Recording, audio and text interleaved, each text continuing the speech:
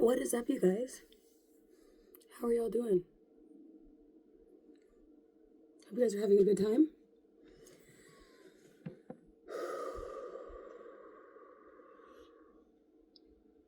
We're doing Capricorn. I am planning on doing a North Node, South Node series. I'm not sure if I should start it now. I think I need to like put the words together a little bit better, just because I'm going to need to explain what the North and South Node mean and how the reading is going to be going energetically. Obviously, it could go either way. So let's take a look and see what we have coming out for you. I kind of want to do this like the North and South Node thing. I found this app that like allows me to use that symbol like in regular typing, like with a font. So have you noticed I've been the symbol with like the little finger pointer that's like in regular font lettering is through an app. I found it. So it's the North to the South Node to the North Node, or the North Node to the South Node with a little pointer thing. So that's what that means. If you're curious, we're doing Capricorn. All right, so Capricorn, how are you doing? What's on your mind? What are you going through right now? What are you going through right now?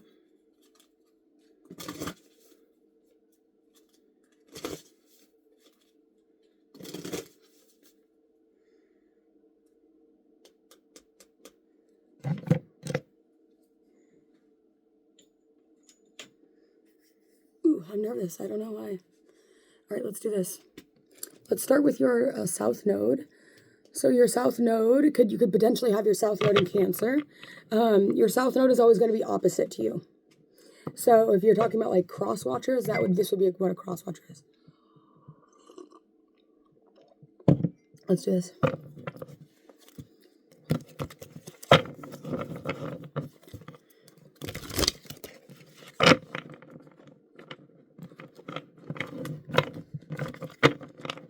Whoa. All right. And who's to say that we're using, no, we're just going to do a regular Capricorn reading, okay? Capricorn, this is for you. This is your reading. I don't know how to do this.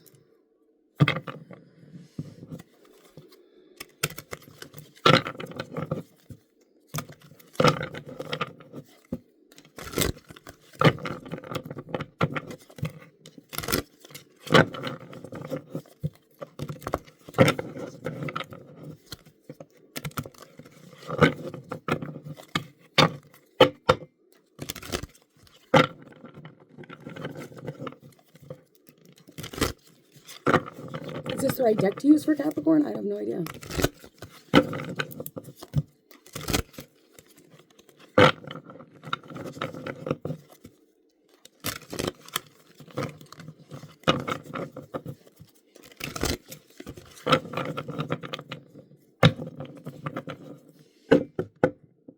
Shoot, I don't know. I guess fuck it, let's just go. Alright, let's start here. I got all the 12 houses wrote on these cards right here. 6th house. Daily life, health, work, your core. So what's going on, Capricorn? What's going on in your core? How are you feeling in your core? Your centralized point of the body. Ace of Wands.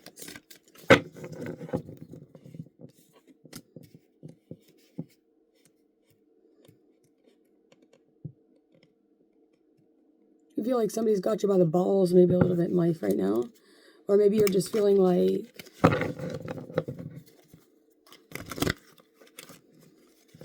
tired. I don't know why I'm getting like you could be getting yourself into like a food coma. Just because like she took a bite of this thing and like she looks like she's dead. So it's like, I don't know if you're like you're eating a lot or like you're eating too much or something like that.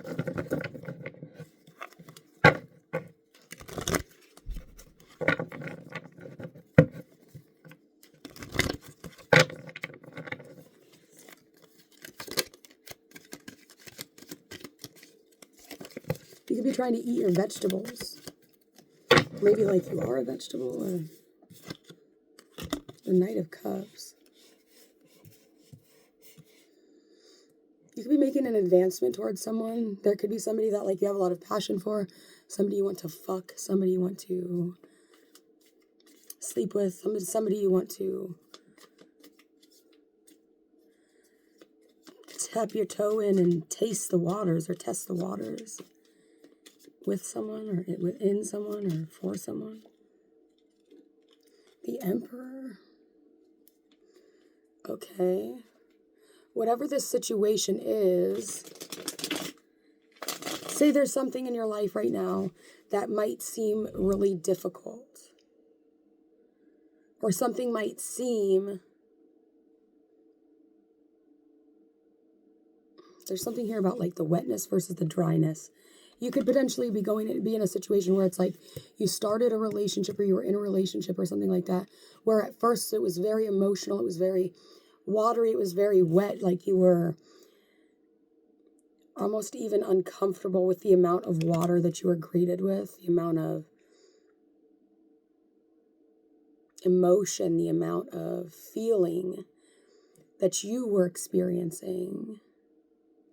But through time, or through potentially like just like exerting your passion, or being able to, like, it was daily life is what we have out here. So then we have the Emperor.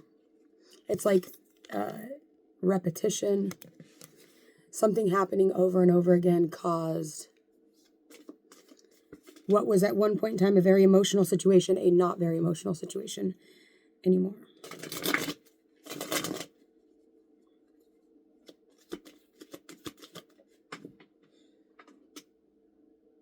The Two of Cups.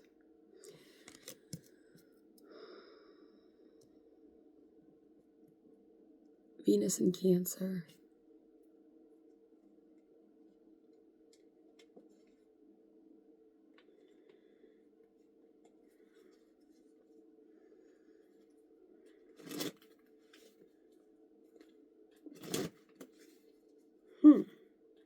I definitely feel like you're in a relationship. This is giving me strong relationship vibes. Or you want to be in a relationship. You're trying to find a relationship where there's an equal amount of water, while there's an equal amount of romance and but also passion. You don't want just watery emotional energy, but there also has to be like room for fire as well. I don't know if that makes any sense. The Six of Swords, there could be a returning to something, or returning to someone.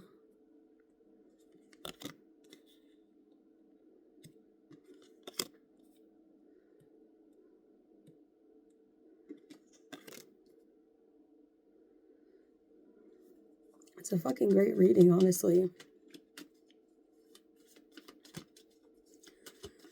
I feel like here, Capricorn, it's giving me the vibe like you're in the honeymoon stage of something where it's like things are still really good.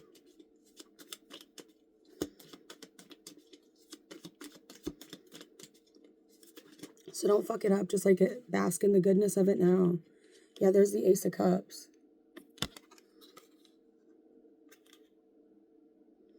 The Ace of Cups, the Ace of Fire. Like I said, there's something very fiery. But there's way more cups than there is.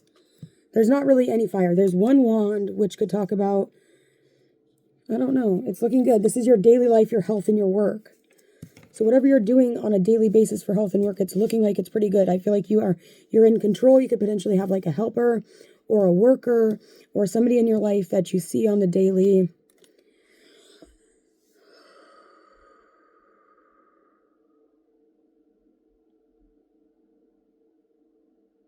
I don't know what you want me to say.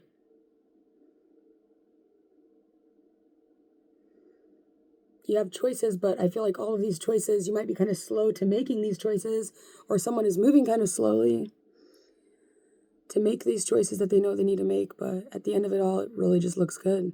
It looks like happiness. It looks like emotions. It looks like foundation, security.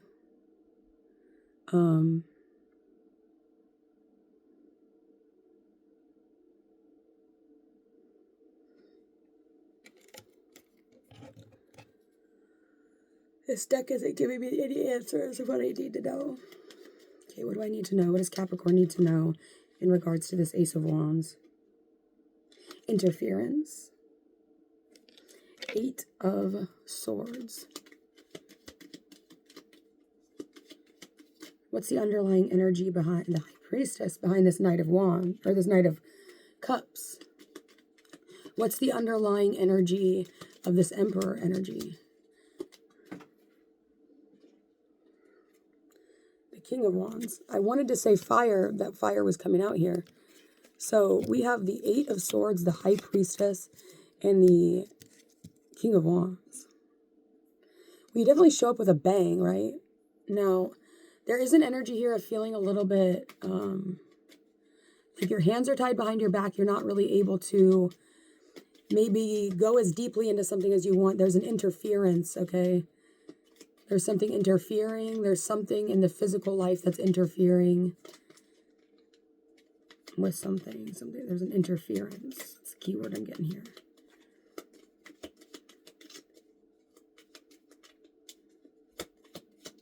What's the underlying energy behind this 2 of Cups, please, for Capricorn?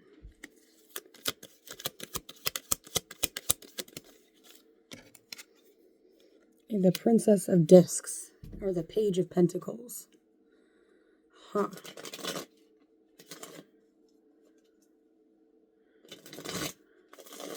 Well, the Princess of Discs is like the master of the Earth realm. She's she's the secret chief of the Earth realm. With this Priestess card and this Knight of Wands, there's somebody could really like flowers, or their name could have a flower in it, or something about the springtime and the flowers.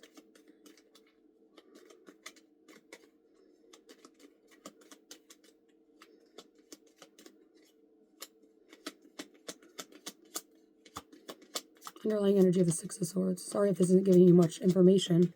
I'm doing my best to piece it together. Honestly, I'm having a difficult time. A book. I was just thinking about how I should grab the Thoth Tarot book and get more information on this because it's not 100% clear to me. What's the underlying energy? Actually, I don't want to pull another one. I just need to go grab that book so I can read it so we can get some more information. Almost knocked that over. It didn't. Okay. I'm on my period. Sorry if I look kind of bloated. I know why I said sorry. It's not here. There's nothing to be sorry about. But I am bloated right now because I'm on my period. First day of it. Sucks to be me, honestly. So. Fun times. Bitch, we don't care about your fucking period, bitch. Okay, well, I don't care about it either, but I was just telling you, so you know. In case you were curious as to why I look so bloated. Bitch, nobody even, what are you talking about? Let's read this. The 8 of Swords is interference. The number 8, Hode, here signifies a lack of persistence in matters of intellect and of contest. Good fortune, however, attends even these weakened efforts thanks to the influence of Jupiter and Gemini ruling the deacon, yet the will is constantly thwarted by accidental interference. The center of the card is occupied by 2 long swords pointed downward. These are crossed by 6 small swords on each side. They remind one of weapons peculiar to their countries or their cults. We see here the kris or the kukri, the skramaskriks, the dagger, the machete, and the yatagan. So I think it's just in different types of swords. You can see there's 2 main swords, and it's like each one of these are something interfering with these 2 paths or battling against it. So while there will be success in matters of intellect, it's still thwarted because of a lack of, what did he say? A lack of persistence. So there could be something here about needing to be more persistent in something. making sure you get the answers. When you don't know the answers, when something is unclear to you, you need to make sure that you spend the time to get the answers that you need. Let's read the Priestess. I've never read it from this book.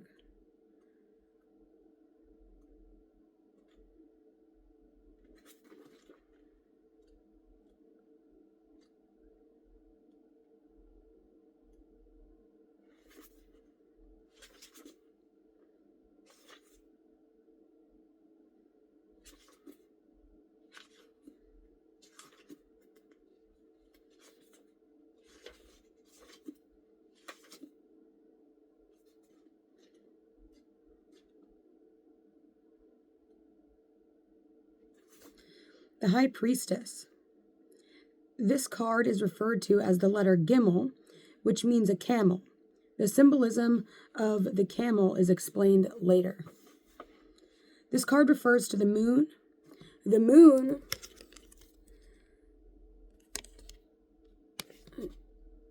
that's the Hebrew symbol for it, if you can kind of see it.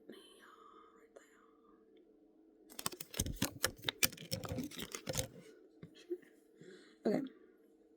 Being the general feminine symbol, the symbol of the second order corresponding to the sun, as the yoni does to the lingam, is universal. The moon is universal and goes from the highest to the lowest. It is a symbol which will reoccur frequently in these hieroglyphs. But in the earlier trumps, the concern is with nature above the abyss. The High Priestess is the first card which connects the supernal triad with the hexad. Her path is shown in the diagram, makes a direct connection between the Father in its highest aspect and the Son in its most perfect manifestation. This path is in exact balance in the middle pillar.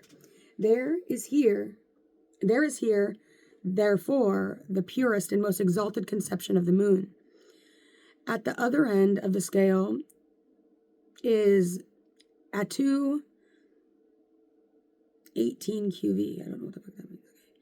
The card represents the most spiritual form of Isis, the eternal virgin, the Artemis of the Greeks. She is clothed only in the luminous veil of light. It is important for high initiation to regard light not as perfect manifestation of eternal spirit, but rather as the veil which hides that spirit. It does so all the more effectively because of its incomparably dazzling brilliance. Thus, she is light and the body of light. She is the truth behind the veil of light. She is the soul of light. Upon her knees is the bow of Artemis, which is also a musical instrument, for she is huntress and hunts by enchantment. Now, this idea from behind the veil of light, the third veil of the original nothing, this light is menstruum of the manifestation of the goddess Nuit, the possibility of form. This first and most spiritual manifestation of the feminine takes itself to the masculine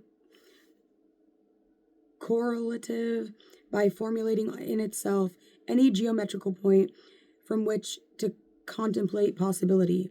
This virginal goddess is then potentially the goddess of fertility. She is the idea behind all form. As soon as the influence of the triad descends below the abyss, there is the completion of a concrete idea. The following chapter of the Book of Lies, falsely so called, may assist the student to understand the doctrine by dint of meditation. Dust devils. In the wind of the mind arises the turbulence called I. It breaks. Down shower the barren thoughts. All life is choked. This desert is the abyss wherein is the universe. The stars are but thistles in the waste. Yet this desert is but one spot accursed in the world of bliss. Now and again travelers cross the desert. They come from the great sea, and to the great sea they go. And as they go, they spill water.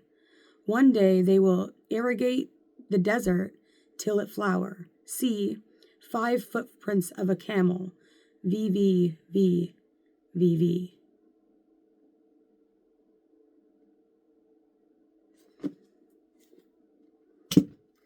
I don't know if that resonated for you. Can't. It is interesting here though, because like, but it's kind of like backwards, because we see here this Emperor card, and it's in a desert, very obviously a desert. We also then see here that they both have like the same shape of head. So you could come across someone. There could be someone that you cross on your day-to-day path, on your day-to-day walk, your day-to-day. You might come across someone that strikes your fancy. You might come across someone and it might blossom into like a really great relationship. It could be more so like the old school kind of way of meeting people, not so much like dating apps. But you could just cross somebody could cross your path. You might have known this person. You might just strike up a conversation with this person. And it turns into like a really good friendship, or it turns into a long-term relationship. Not necessarily someone you meet online or anybody that you've known before, but it's just like through passing, you might meet someone and it will blossom into a great relationship. Sorry that took me a while to get that. Obviously, I needed to use Crowley to help me get through the abyss, and then it all became clear to me. So I don't know if I should restart this reading. If you're still with me. Oh, that was probably jibbly jabbly.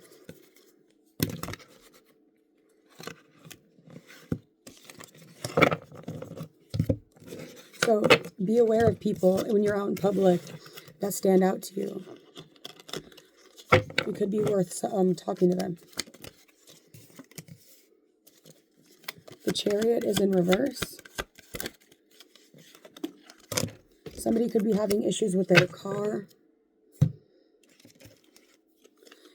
Somebody could be broken down on the side of the road and need your help. We have the Chariot reversed, the Chariot upright, the Eight of Cups reversed, the Page of Swords reversed, or the Eight of Cups upright, the Page of Swords reversed, the Queen of Wands. There's a bunch that fell down here. Is there water in this bowl? I don't think so. No, I need to put water in there for my dog. We have the Knight of Earth. We have the King of Water and the Hermit.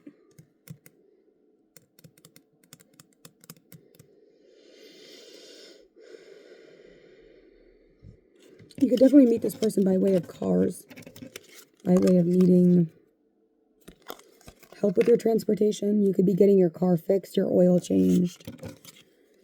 You might want to, like, you could literally be getting your oil changed somewhere.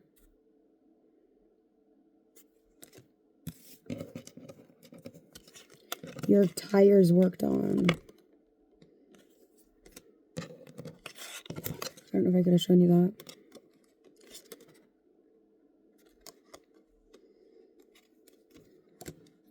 I feel like if you don't, like if you see someone out and about, you're like, dang, I should really go talk to them.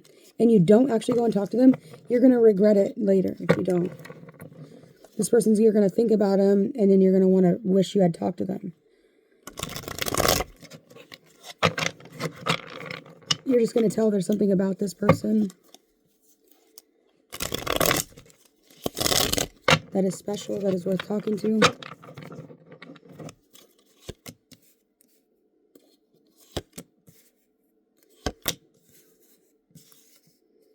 This person could be a widower, or it's like this person could have had a significant other that passed away.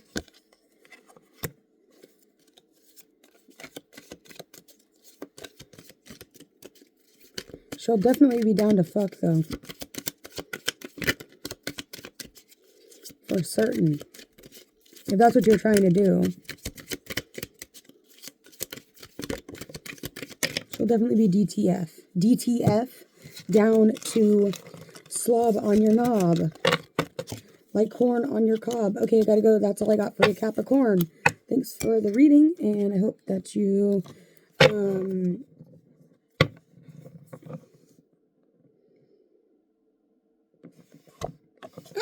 gotta go.